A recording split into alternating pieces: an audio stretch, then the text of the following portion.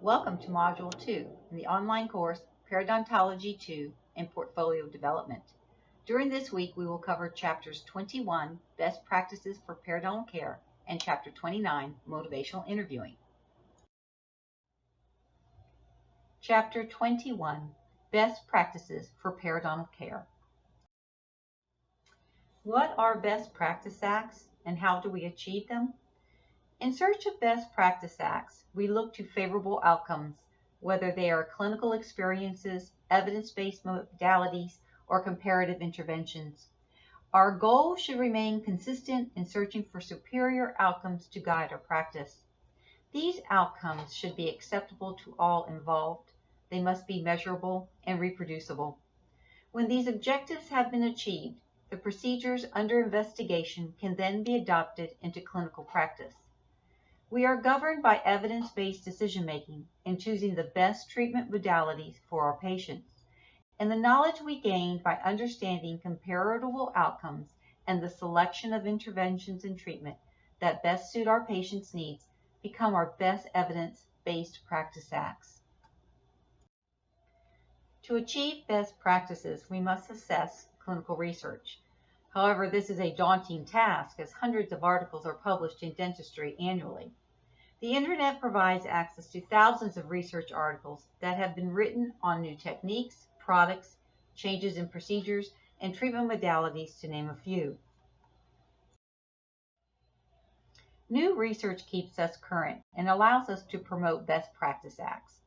It goes without saying, we must employ the newest techniques, devices, treatment, materials, and philosophies if we are to deliver the best possible care to our patients. Dental hygiene, as with all sciences, is an evolving profession. The information you learn today may not be current in 2 years. We must constantly stay in tune to how our profession changes if we are to be at our best in delivering clinical care. Upon graduation, dental hygienists take an oath to practice conscientious use of current and best evidence in the care of their patients. This oath drives our profession to new heights for the continuous improvement. Scientific evidence, clinical experience, and judgment, along with patient values and concerns, provide the groundwork for which we build upon. Some of our patients will take an active role in the decision-making process of their care. They will seek out knowledge and access the Internet for information. We can never underestimate their ability to educate themselves on their condition and the recommendations of treatment, and discuss with their families and friends their situation. To maintain a patient's respect, a dental hygienist must take on many roles and perform them all well. They must be educators for better health, researchers for better practice acts, administrators and managers of treatment and scheduling, and advocates for both their patients themselves and their practice. We must understand the importance of each of our roles and strive to provide the best possible care. The goal of evidence-based care follows the most current scientific research available. However, gaps do exist in the literature as to what is practiced and what is known. These gaps are addressed over time, and it is the research that is conducted today that will improve healthcare outcomes in the future. Not all studies are worthy of adopting into practice because they may not all be examples of good research. Some research may not be significant to how we practice or to the clinical care we provide, and sometimes newer techniques or products do not always mean better. New treatment and products must consistently show benefits and results, and to achieve this takes time. Hygienists should become evidence-based savvy by promoting lifelong learning and self-evaluation. All factors must be considered when deciding the best treatment for our patients, and we must be flexible to modify our practice to suit their needs, wants, and priorities. Up-to-date literature promotes the most recent evidence-based practice options, and it is through the rigors of systemic reviews and the peer-reviewed publication process that we are able to provide the best selection of research. So where are these publications? We can start with Internet searches of various large databases. However, this process may be quick and produce a lot of possible articles. Most of these publications will be only in abstract form, and the full text article will require purchasing. Within our colleges and universities, the campus libraries have access to many online peer-reviewed journals and publications. This is where to access your peer-reviewed journals for full-text articles of a topic of interest. But let's take a moment to discuss what a peer-reviewed publication is and why we seek them out.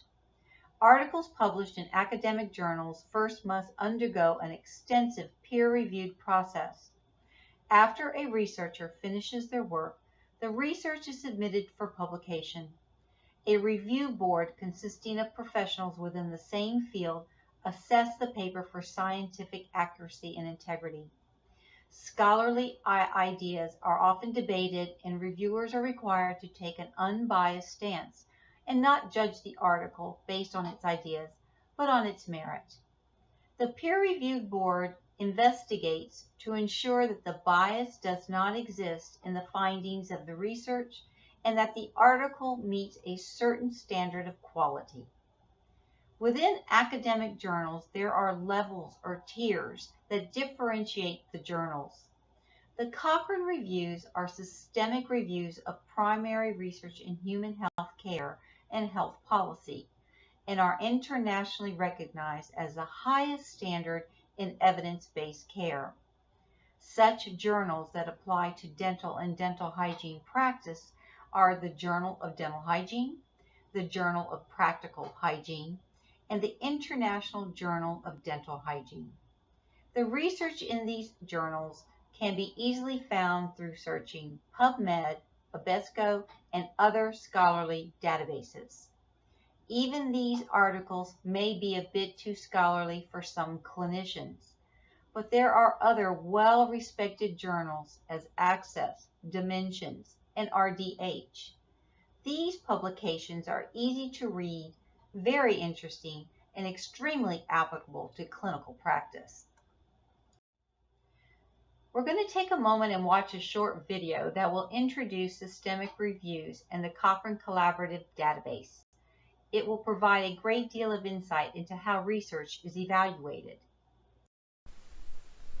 This brief tutorial will introduce you to the Cochrane Database of Systematic Reviews. The single most important resource for systematic reviews is the Cochrane Database, which contains over 5,000 reviews created by the International Cochrane Collaboration. These reviews are based on exhaustive searches for evidence and provide a clear conclusion about the effects of an intervention as the accumulated evidence will allow. Cochrane reviews are considered to be the gold standard of systematic reviews. These reviews are current, meaning reviews will be pulled if the evidence changes. The database is updated monthly. The Cochrane Database of Systematic Reviews, or CDSR, is found within the Cochrane Library, a platform for several databases.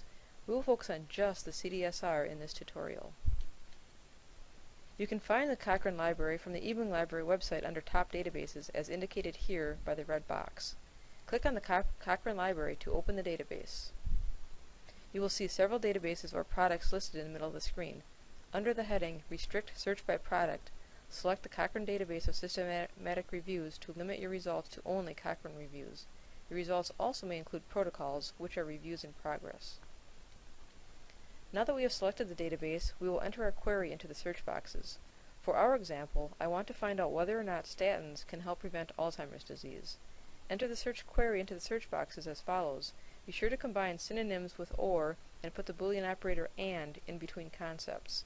In this case, I am entering Alzheimer or dementia and Lipitor or simvastatin or statin. Using the drop-down menu to the right of the search box, select title, abstract, or keywords to help you find the most relevant results. In this case, there are two results. The first one, Statins for the Prevention of Dementia, is right on target. Click on the title to see the full text of the review. There are several sections, as you can see by the tabs. You can browse through the abstract for a quick overview. You can select the article tab for the full text. You can look at just figures or tables, as well as some other information. You can also jump to specific sections using the drop-down menu as shown here. This is a quick way, for example, to find the author's conclusions. You can also download PDFs of the review from this page. In summary, if you need to find a high-quality systematic review, The Cochrane Database of Systematic Reviews should be your first stop. You may now ask, how does this all start? It starts with a question, and that question is a PICO. These questions design research to provide answers to many unknowns, such as the successful or unsuccessful outcome of treatment or surgery, factors associated with postoperative considerations, and specific procedures for patients with special needs is very important and a growing concern in dentistry. Research conducted on these topics in dentistry need constant attention. The topic on research is never ending. By understanding how research starts, you will have a better understanding in how to decipher research reports. Let's take a look at a PICO table that is used to set up a PICO question. The acronyms are as follows. P represents the population or patient or problem. Examples are age, a gender, disease, or disorder. I represents the intervention or exposure. Examples could be exposure to a disease or a risk factor as smoking. C represents the comparison. Example could be a placebo or no disease existing or the absence of the risk factor. And O represents outcome. Risk of disease, accuracy of diagnosis, rate of occurrence of an adverse outcome. When all four acronyms are determined, the PICO question can then be designed. The terms are then used to search databases for supporting articles, and the research process begins. We can find this template in your syllabus. Let's take a moment to view this video on the use of a PICO question in clinical dental hygiene. In the clinical scenario, your patient presents with periodontal disease and wants to avoid surgery. He asks if non-surgical treatment is effective. You are familiar with performing non-surgical treatment, but are not sure if this procedure is appropriate for your patient who has diabetes. From our scenario, we will need to identify the components that will form our clinical question to research. PICO is an acronym that describes the components of a well-formed clinical question. P represents patient, population, or problem. Examples are age, gender, ethnicity, or certain disorder. I represents an intervention, exposure, or treatment. Examples are disease, risk factors, behaviors. C is our comparison, intervention, or treatment if any. Examples are placebo, no disease, absence of risk factor, or alternative procedures. And O represents outcome. Examples are risk of disease, accuracy of diagnosis, rate of occurrence, or adverse results. We will use PICO in our clinical scenario to design our searchable clinical question. Let's assess our clinical scenario. Your diabetic patient wants to avoid periodontal surgery. He asks if non-surgical therapy is effective in reducing periodontal disease. We can identify the PICO components. The diabetic patient with periodontal disease is your problem. The intervention is periodontal surgery. The comparison is non-surgical therapy. And the outcome is reducing periodontal disease. Now, using our PICO components, we can form our research question. In patients with diabetes, are non-surgical therapies effective in reducing periodontal disease? You may now see that a PICO question is very similar to a research question. The PICO question drives the search for supporting peer-reviewed articles on background information and previously conducted studies that will help the researcher prepare their manuscript. The PICO question that you will create in this course will be used to write a position paper. The purpose for this assignment is to gather as much information from various resources as your textbook, peer-reviewed articles, and the videos to properly manage a patient with an illness, condition, or risk factor, anticipating periodontal surgery, and delivering evidence-based care. More information on this assignment will be introduced later in this course. Chapter 29, Using Motivational Interviewing to Enhance Patient Behavioral Change. Developing respect is of utmost concern in promoting change. Without mutual respect, change is fruitless. Gentle introduction to the patient of the pros and cons of their habits by the use of a non-directive approach will keep the patient from feeling as though they are under attack. During the assessment process, determine your patient's type. Are they a self-care motivated patient, or do they appear on the defense during simple questioning of their medical history? Appraise their responses and proceed with guided questions. Always monitor their behavior for change and never allow for the pleasant environment of the appointment to be changed to a negative and uncomfortable atmosphere. Patient education can be very ineffective with some patients. The topic alone can promote defiance and defensiveness and change the environment of the appointment. If you are presented with this type of behavior, it is best to stop and not proceed. It is advised to create a rapport with the patient first, to gain confidence and build on the patient-clinician relationship. The opportunity to discuss their concerns with the patient will come at another appointment. Once you have determined the patient is welcoming of your comments and suggestions, you may proceed to motivational interviewing techniques to promote behavioral changes. A 15-minute directed and guided conversation with easy-to-learn and apply techniques can address their concerns. But you must remember there are 3 key elements that need to exist if successful change is to occur. The patient must be involved. Collaboration between the dental hygienist and the patient must occur. Encourage the patient's response and opinions to provide with more than just short answer questions. Create a dialogue. You want your patient to speak freely with you on the topic and know you are only there to provide information to guide them.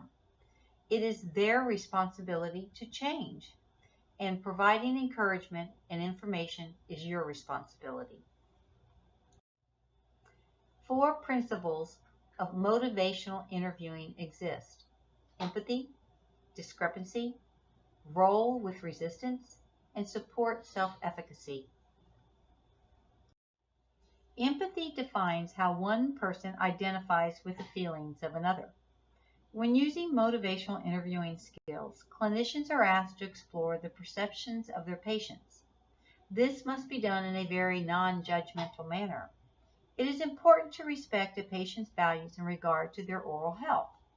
We can accomplish this by asking open-ended questions and by engaging in reflective listening with our patients. Patients may not understand the discrepancies between ideal home care and the reality of their home care performance. Open-ended questions are used to determine the difference between these concepts. Try to determine if health and disease have any bearing on the patient's perception, or if goals and values play a role in their decision-making. Patients must understand that habits are very changeable, and if this is something they really want to achieve. If you are faced with resistance, just roll with it. Do not argue with the patient, and listen reflectively and respectfully. If you feel the opportunity does exist to explore a different perspective on the topic, then do so, but do so cautiously. Resist any form of persuasion, as this is ineffective and will change the dynamics of your appointment. Remember to always maintain a pleasant environment and let your patient know how appreciative you are that they have made an effort to be in your care. Always encourage your patient that change is possible. The number one roadblock in a patient making changes is that their lack to believe in themselves that they can be successful. As a clinician, you must reinforce their ability and support them in their efforts to achieve healthcare changes, and with time and dedication, they will be successful. Try to follow proven motivational methodologies by utilizing open-ended questions. These questions cannot be answered with a simple yes or no answer, but require the patient to provide more information. Practice reflective listening and paraphrase the patient's remarks in response to your questions. There are 3 steps to successful patient interaction. Acknowledge the strengths and efforts of their performance. Express an appreciation for them engaging in conversation on the topic with you, and remember to summarize your discussion to reinforce their learning. Change talk can be predictive of behavior changes and the approach we take in trying to modify a patient's behavior. Begin with encouragement by making expressive statements that promote change through a method of collaboration. Steps to success start with asking permission and avoid the I am the expert role in the conversation. Employ a three-step method. Establish patient knowledge, provide information and advice, and follow up on the information you provide. Let's watch how an ineffective approach can affect a patient's willingness to change harmful oral habits. Dentists and hygienists have opportunities to counsel patients about oral health-related behaviors. As a dental professional, you have a responsibility to talk to your patients about tobacco use and how it affects their oral health. However, it is important to keep in mind that the way you approach your patients about this issue will have a big impact on how your advice and concerns are received. In general, it is not useful to confront or lecture your patients about their tobacco habits, as this approach is usually not well received by patients and may interfere with your ability to counsel them effectively. Watch what happens as this provider becomes more and more confrontational in her warnings about tobacco use and her advice to quit smoking. Okay, so I finished the exam. Have some good news and I have some not so good news. Looks like you don't have any cavities, so that's the good news. That's great. However, I'm pretty concerned about something I'm noticing in your mouth. Actually, if you look up here, the roof of your mouth, I'm noticing a lot of irritation that's really consistent with tobacco use. And you had said on your form that you're not a tobacco user, so I'm just wondering what's going on. I don't smoke cigarettes. Okay.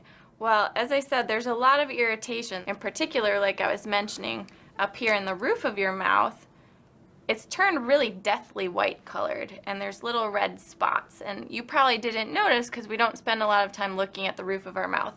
But you're really damaging this tissue in your mouth, which can really cause some severe problems in terms of your oral health. It's called nicotinic stomatitis, and this is something we don't see in any patients who don't use tobacco.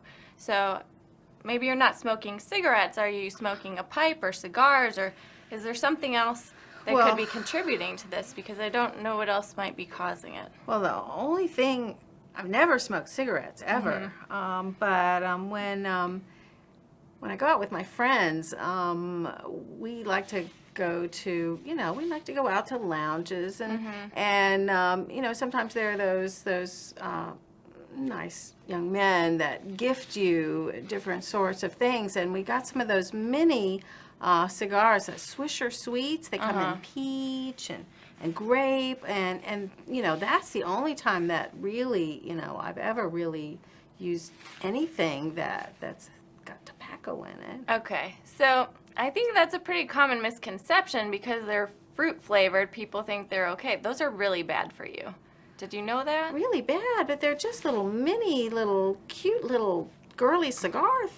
Right. They're still cigars, and they're still tobacco, and so they still cause lung cancer, oral cancer, emphysema, all those same kinds of things that you would see with cigarettes. Well, I only really use them important. just to relax. I mean, it's not like it's something that I would smoke 20 or 30 cigarettes a day. I mean, I only do it when we go out. Well, at least you're not doing that, so that's good. But it's still causing a lot of problems, and as I said, I can see the evidence in the roof of your mouth. You're causing some serious damage, and this needs to stop. Have you thought about quitting? Well, I didn't really know I'd started. What do you mean? I didn't really think that it was anything more than just like social drinking. Just something that I do in a social setting when me and my friends go out to the bars. So you're gonna quit then? Maybe. What do you mean maybe? I just told you how bad it is for you. It's messing up your mouth. You're putting yourself at risk for all these other diseases. This is really important. You need to quit. Well, it's something that I'll have to think about. What's there to think about? You said it's not that's something you do all that often. There's all these negative side effects. There's all these risks that you're putting yourself in. Well, it's just something that I do to relax, and I don't do it that often. And so I probably could cut back. Okay, well, that's a good start, but cutting back isn't going to do it. If you actually quit the smoking, you can reverse all the damage you've done in your mouth, and you can stop yourself from being at risk for these other diseases. But as long as you're continuing to use these cigars, you're really putting yourself in a lot of danger. Well, I don't believe that they're cigars. And what I do believe is that it's a choice, and it's my right, and it's something that I choose to do. And so I will think about cutting back, but I'm not at a point where I'm ready to do that. And I'm not really sure that I even believe that what you're telling me is real. You're choosing to really damage your mouth, and actually it can cause problems with your teeth too. I don't know if you noticed your teeth might be getting yellower than they were before. That's another side effect. There are a lot of really negative things that go along with any tobacco use, whether it's cigarettes, cigars, dip, chew, snuff, snooze, hookah, any of it. This is a really important decision that you're making, and you said it's your choice, but you're really choosing to make yourself sick and potentially die. Well, it's something that I'll think about. Well, I appreciate you thinking about it. I hope you'll think about it really hard. You know, this is something that I'm going to continue to ask you about because it's something that really needs to change. As you can see, the more the provider pushed the patient to quit smoking, the more withdrawn the patient became. What might have been a good example of comprehensive oral health counseling quickly turned into a power struggle, with the provider growing more frustrated and the patient becoming defensive and asserting her right to continue smoking. Too often, we try to talk our patients into changing their ways by giving them a lot of information about the risks associated with their behaviors. This usually is not a successful approach because we are generally not able to engage the patient in a fruitful discussion this way. Instead, we should focus on eliciting our patient's own personal reasons for change. Now let's watch how a properly conducted motivational interview can affect a patient's response to improving oral care. Watch what happens this time when the provider asks the patient for her view of the situation and follows up by talking about what's important to the patient and why she might want to make a change.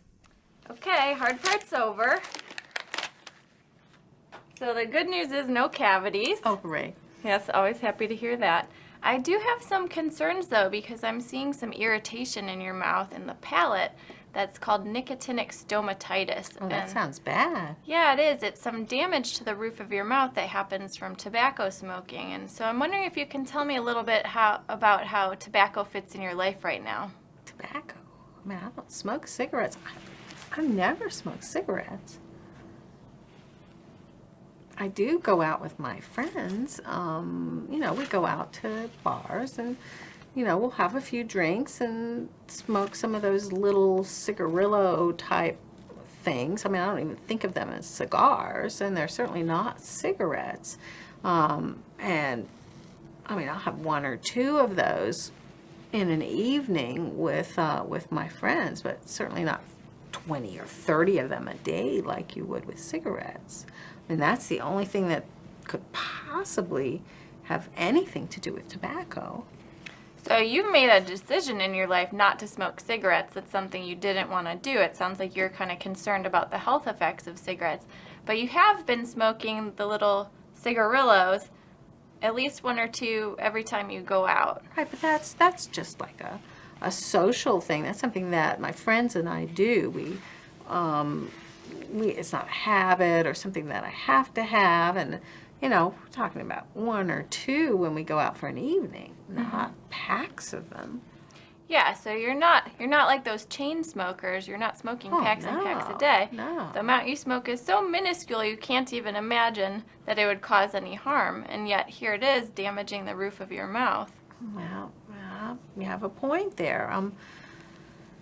Now that you mention it, I have started having one or two at work, you know, when we have breaks, because I have a couple of friends at work that smoke, and so every time we have a break, you know, we all go out to the the break place outside, and so now I go with them, and I have one of these Swisher Sweets. I like the peach flavor the best. They're so cute. But that's really only pretty recently.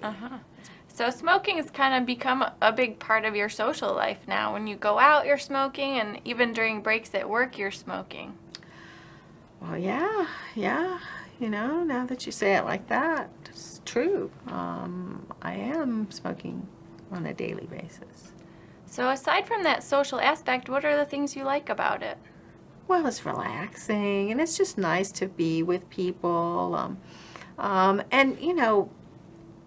when I like to go to Las Vegas, and so when we go to Vegas, it's really fun to go to the cigar bars. It's kind of sophisticated and fun, and so it's mostly a social thing. Okay. I wouldn't say I was a chain smoker. Okay, how about the other side? Have you noticed any not so good things about the smoking?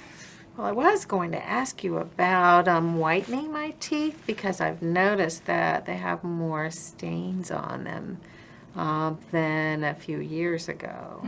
And so I imagine that has something to do with the smoking. Yeah, so we're noticing some pretty negative effects in terms of your oral health with the smoking. Are there any other things that you're concerned about? Well, there's the expense, what with the economy and all, I've had to be careful about my money. And so there is the extra expense of, because I'm buying more of them than I used to. So the money aspect is also a concern.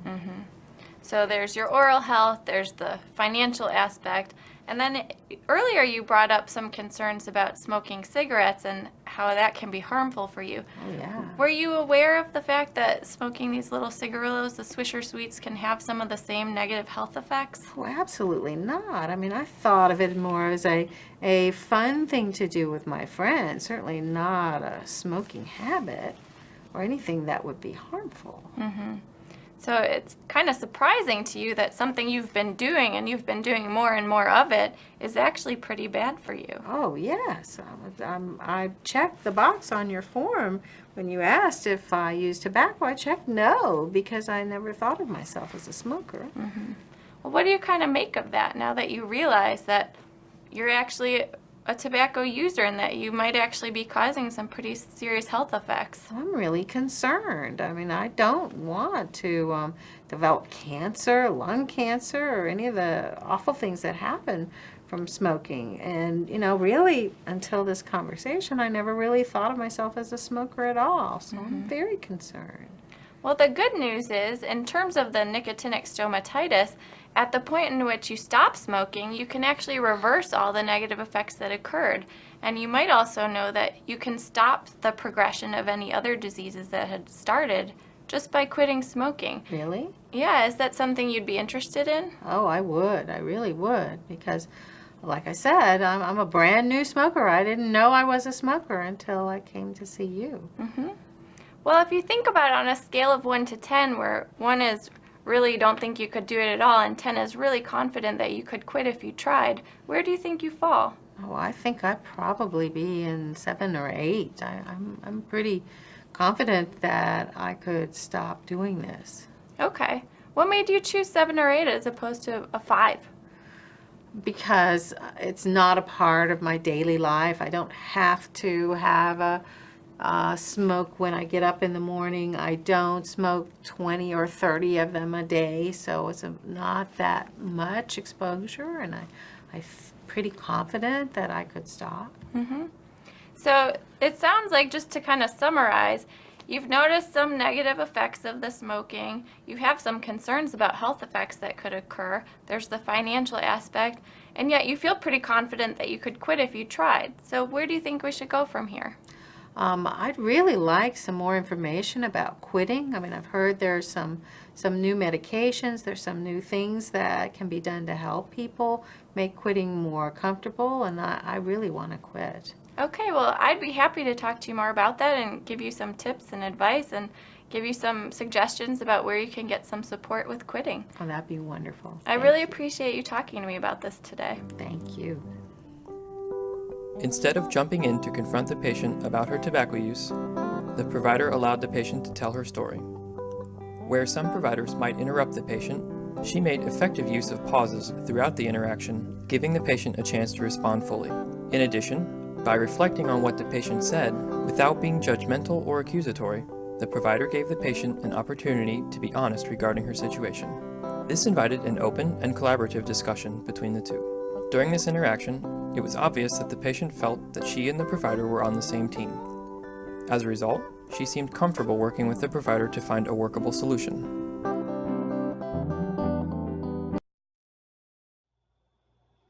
Read Case Study 2 on page 367 in your textbook. Complete either question 2 or 3 for your discussion board posting. By Wednesday midnight, submit your 100-word response to the question you have selected. Respond to one of your peers' discussion postings with a 100-word response by Sunday midnight. Complete the Module 2 quiz bank questions prior to taking the 15-minute module quiz. This constitutes your audio lecture for Module 2.